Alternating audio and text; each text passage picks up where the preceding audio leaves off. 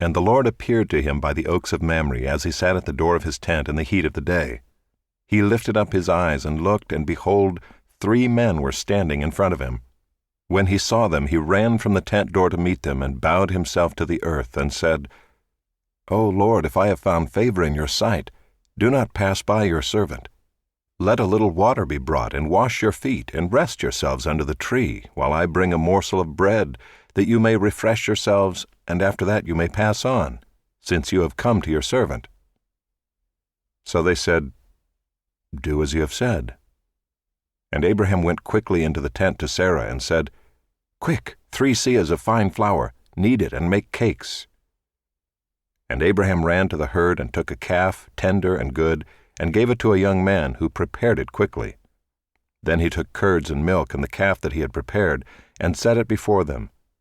And he stood by them under the tree while they ate. They said to him, Where is Sarah your wife? And he said, She is in the tent. The Lord said, I will surely return to you about this time next year, and Sarah your wife shall have a son. And Sarah was listening at the tent door behind him. Now Abraham and Sarah were old, advanced in years.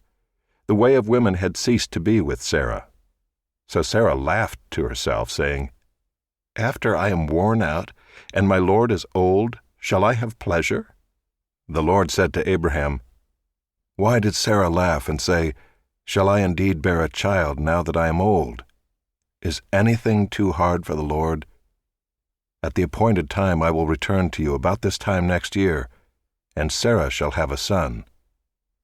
But Sarah denied it, saying, I did not laugh, for she was afraid. He said, No, but you did laugh. Then the men set out from there, and they looked down toward Sodom, and Abraham went with them to set them on their way. The Lord said, Shall I hide from Abraham what I am about to do, seeing that Abraham shall surely become a great and mighty nation, and all the nations of the earth shall be blessed in him? For I have chosen him, that he may command his children and his household after him, to keep the way of the Lord by doing righteousness and justice, so that the Lord may bring to Abraham what he has promised him.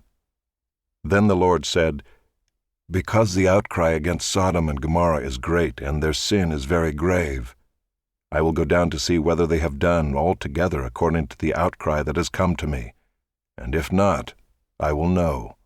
So the men turned from there and went toward Sodom, but Abraham still stood before the Lord. Then Abraham drew near and said, Will you indeed sweep away the righteous with the wicked? Suppose there are 50 righteous within the city. Will you then sweep away the place and not spare it for the 50 righteous who are in it?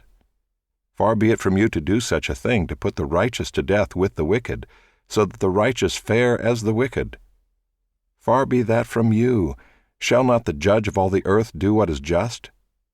And the Lord said, If I find at Sodom 50 righteous in the city, I will spare the whole place for their sake.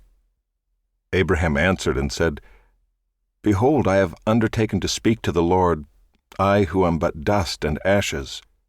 Suppose 5 of the 50 righteous are lacking.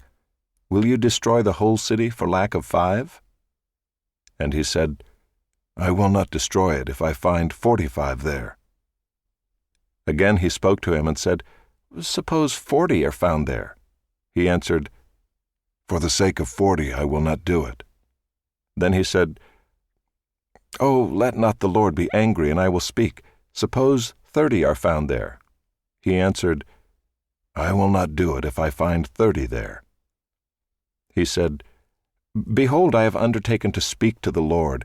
Suppose 20 are found there. He answered, For the sake of 20 I will not destroy it.